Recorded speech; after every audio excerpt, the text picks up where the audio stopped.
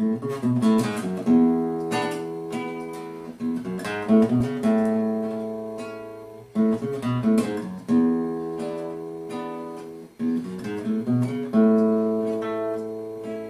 je samo kako će opstati sada svi oni servisi koji mi ne plaćamo, razni Google, Facebookovi i ostali, ukoliko ne budu mogli da zarađuju na advertisingu, ali sad vjerojatno je to njihov problem, a uskoro i naš ukoliko budemo morali da za to plaćamo. Može nešto više o tome, može da saznam uskoro od još nekog, a taj još neko je Ivan Živković. Da li društvene mreže, odnosno da li se social media marketing isplati?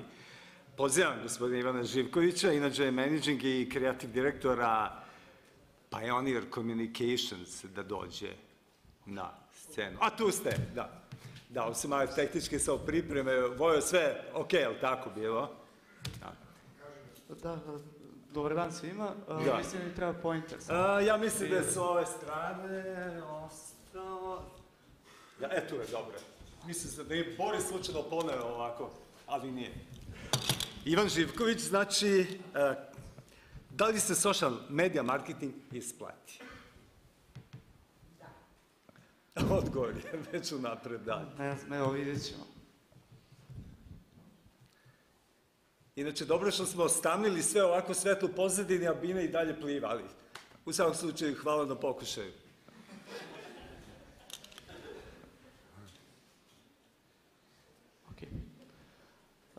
Dobar dan svima.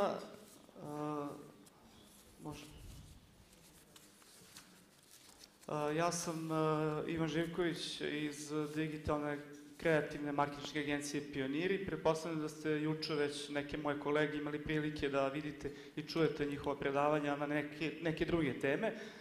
Danas ćemo se baviti, ja ću pokušati da vam dam odgovor na pitanje, kako ga zovu, pitanje $1.000.000. Da li se marketing na društvenim mrežama isplati? I ajde odmah da krenemo sa tweetom od $1.000.000.000. Ne znam da li ste pre par meseci videli čuveni tweet Ilona Maska, osnivača i CEO-a kompanije Tesla, prema Forbesovoj listi top 100 najinovativnijih kompanija 2015. godine. Tesla je na prvom mestu, gde je jedan njegov tweet, zahvaljujući jednom njegovom tweetu koji je citovao, a dan pre promocije novog njihovog uređaja, zahvaljujući ovom tweetu vrednost kompanije porasla $1.000.000.000. Dobro, možda ovo nije i dokaz da je ROI društvenih mreža ili return on investment lako proračunati, ali je definitivno dokaz da on postoji. Evo još jedan globalni kompanijski primer. Kompanija Mondelez, nekada Kraft kompanija, iza koje stoje mnogi brendovi, jedan najvećih je Milka. Njihov jedan od direktora marketinga izjavio da oni kreću sa alociranjem sredstava, budžetskih sredstava iz marketinga ka digitalnim kanalima komunikacije, ali u toj izjavi rekao kako za njih digitalni marketing košta manje nego tradicionalni i da mogu da ostvare duplo veći ROI. Pored toga što je najavio da će do 2018. čak 30% celokupnih njihovih budžeta za komunikaciju činiti digital.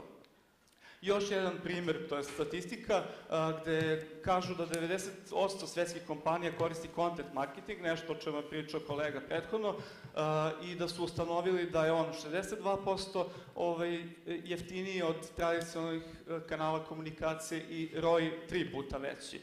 I sad, kako je to moguće kada u content marketingu, kao što je kolega rekao, pričamo priče, ćaskamo sa potrošačima, pričamo storytelling, komuniciramo svakodnevno sa njima, mislim, ne vršimo direktnu prodaju.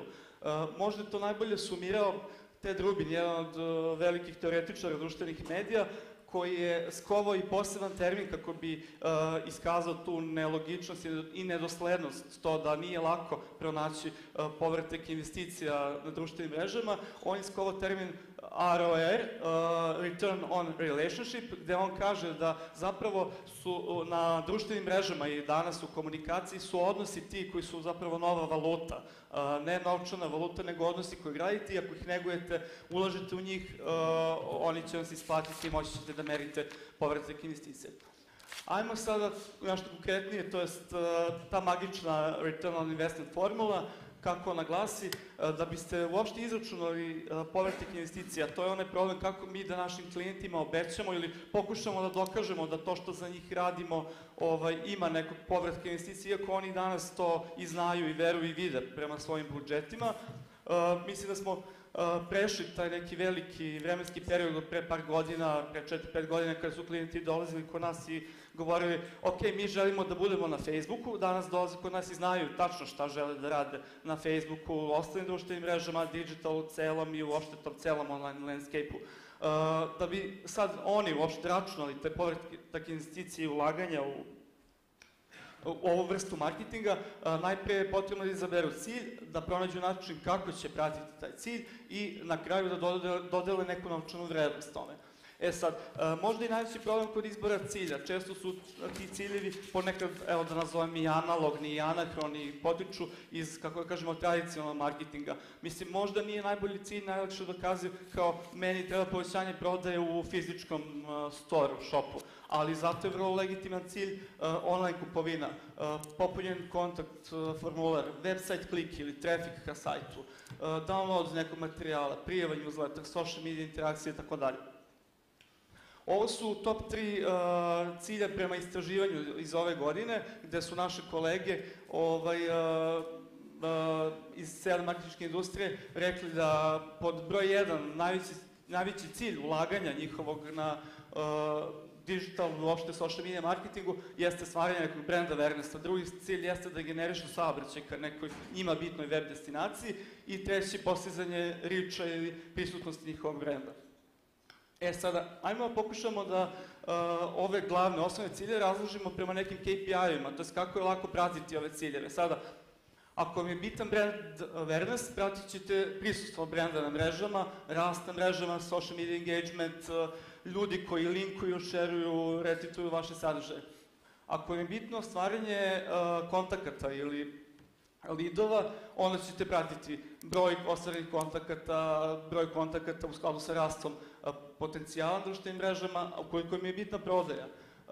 Onda ćete meriti koliko prodaja dolazi sa društvenih mreža, na primjer što je danas vrlo egzaktno i tačno, postoje razni tagovi, pikseli, Facebook pikseli i ostali, gde tačno znate da je kupac sa vaših Facebook oglasa došao na sajt i na kraju izvršio kupovinu u vašoj online prodavnici. Ili ako je u pitanju web saobraćaj, to je lako.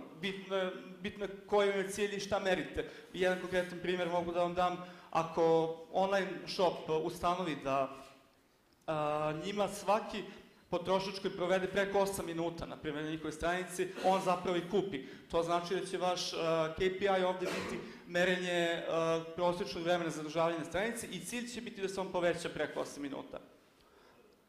Sada, evo jednog konkretnog primjera od pre par dana sa jedne konferencije na kojoj sam bio i odličan je primjer kako je Adidas odlično uradio procenu povratka investicije u samo jednom, na primjer, delu njihovog mobile sajta, a to je store lokator. Oni su pretpostavili na primjer, sledeće. Recimo da 20% ljudi koji kliknu na taj store lokator i odu u radnju, pa su onda sledeću pretpostavku napravili da 20% od tih ljudi koji su došli u radnju zapravo nešto kupi. Sad, da biste pravili ovakve računice, naravno, u ovom slučaju morate imati prosječnu cenu vaše kupovine, koja je $80 u slučaju Adidas, i oni su ustanovili da svaki njihov klik na taj store lokator na mobilnoj aplikaciji donosi $3,20. Evo još par konkretnih svetskih primjera, neki su vrlo stari, ovo je istorijski primjer Facebook kampanje u Americi pre 5 godina, kada je Whooper Sacrifice i Burger King, koji stoji iza toga, sa samo jednom aplikacijom, ne verujem vrednosti veće od par $1000, ostvario medijsku impresiju ili zaradio negde u bazu koju je stvorio, medijskom bazu, u vrednosti, kažu i $500.000. Coca-Cola pre 2 godine merila u Francuskoj oglednu kampanju u uporedu sa televizijskom kampanjom, gde su samo 2% cijelog budžeta prebacili u Facebook oglašavanje i ustanovili su da su samo sa ta 2% ostvarili povećanje 27% prodaje. Ovdje imamo jednog domaćeg klijenta gde smo mi konkretno radili ovo testiranje i na jednom mesecu smo uložili čitava 52 evra u oglašavanje 2 kupona na Facebooku i mi smo za samo 52 evra tog meseca prodali 1200, skoro 1200 posuđa u fizičkim radnjama, što je vrlo dokazano da su doneli kupone sa društvenih mreža. I sad, ako ne možete baš onda konkretno da uradite računicu povratka investicije, postoje istraživanje koje kaže da na kraju krajeva i digitalna komunikacija negde povećava efikasnost tradicionalnih kanala, TV-a za 70%, 60% print i outdoor 51%.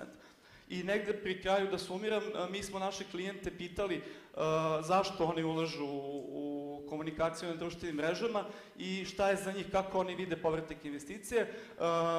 Tako naša i koleginica i klijentica Maja iz Mercatoresa, ona vodi ideju brendove Rodu u digitalu, kaže da njima ulaganje u društvene mreže zapravo stvara uticaj, angažovan potrošača i oni su za neku, ne ulažu zarad nekih kratkoročnih ciljeva koji su povećanje prodaje, već održavanje odnosa naravno sa potrošačima i stvaranje lojalnosti, kao što kaže, ljubavi prema brendu.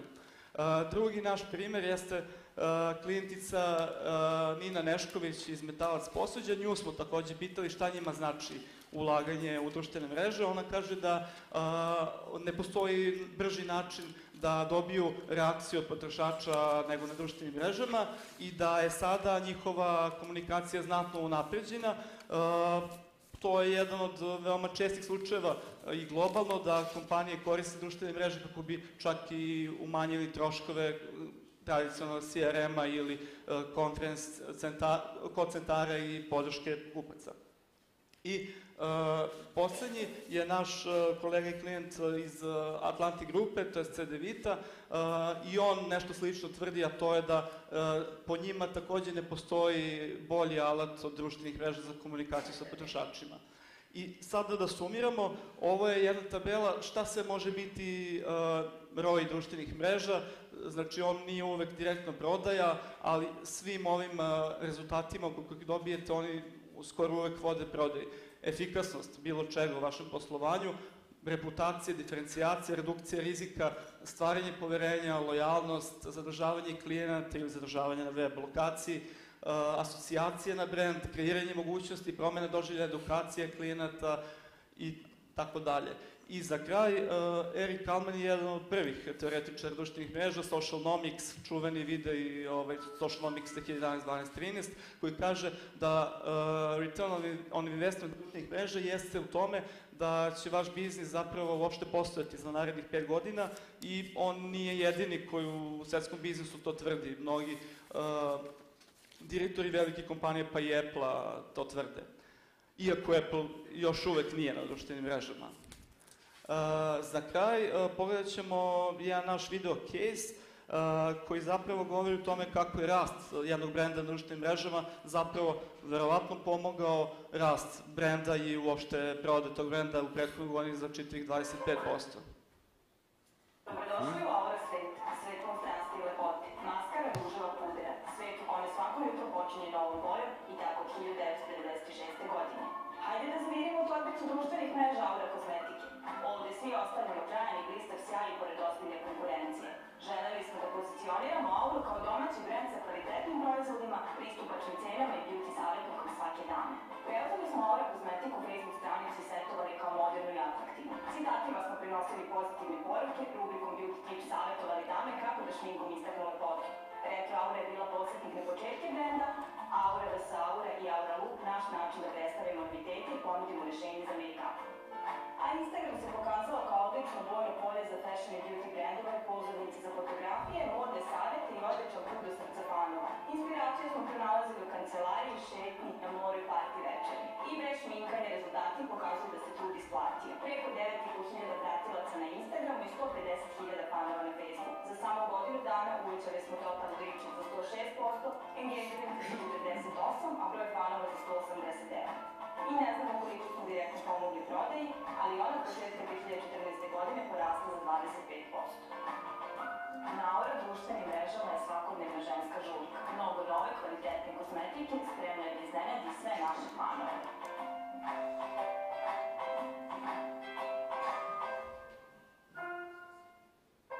Dobrodošli. Eto, hvala na pažnji. Može samo poslednji slajd.